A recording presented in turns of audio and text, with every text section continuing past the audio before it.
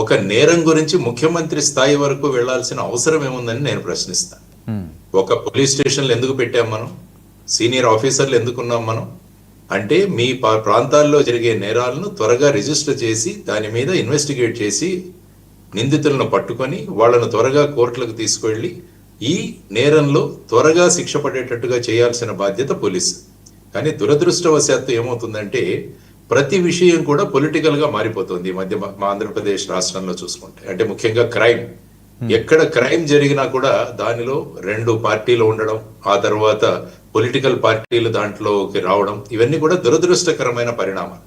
మీరు ఏదైతే ఉపోద్ఘాతంలో చెప్పారో, ఆ క్రైమ్ ఏదైతే కందుకూరులో జరిగిందని చెప్పారో అది అత్యంత హేయమైన నీచమైన క్రైమ్.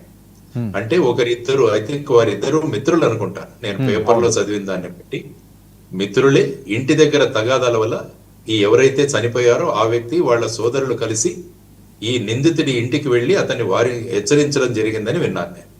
ఆ తరువాత వీరు ముగ్గురు మోటార్ సైకిల్లో వెళుతుండగా అతను ఫార్చునర్ కారులో వచ్చి ఆ మోటార్ సైకిల్ కి ఢీ కొట్టి ఆ తర్వాత ఆ కారుని సినిమాల్లో ఎలా చూపిస్తారో ఆ విధంగా వారి మీదికి తీసుకువెళ్లి ఆ వ్యక్తి మరణానికి కారణం అవ్వడం, తర్వాత వాళ్ళిద్దరు సోదరులు ఎవరైతే ఉన్నారో వారిని హాస్పిటల్ కి చేయడం అన్నది అక్కడ జరిగిన crime. So it is a clear case of murder. So వెంటనే ఇన్వెస్టిగేషన్ అంటే ఎఫ్ఐఆర్ రిజిస్టర్ అయింది. ఐ థింక్ అందులో మెయిన్